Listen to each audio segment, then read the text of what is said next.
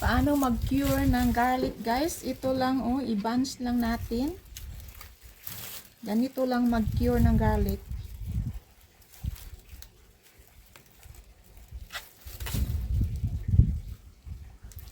Hindi pa nato siya magamit, no? Ato pa siyang ihang dire.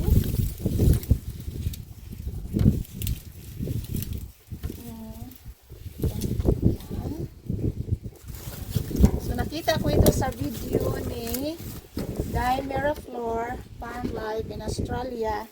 Ganito yung pag-cure ng garlic ihang. Naan lang siya pag-cure.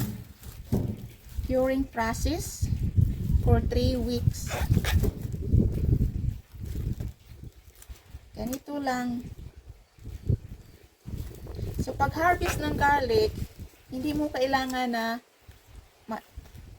patagalan mo yun sa ground, kasi pag matagal ito sa ground tapos mayroon kayong wet weather, ano ito yung mga garlic, yung bulb niya mabubulok lang, going rotten.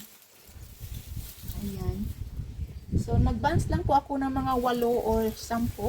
So mayroon ako dito na bunch. Ito yung mga Italian garlic ko. Malaki siya na garlic. At ito lang yung maliit ko na garlic na tinatawag na Tasmanian purple garlic. So marami talaga mga variety dito na mga garlic.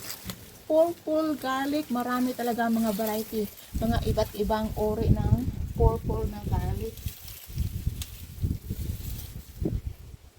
So ito guys, bawal siya painitin, mabilad sa araw. Kailangan dito lang sa loob ng bar natin ihang.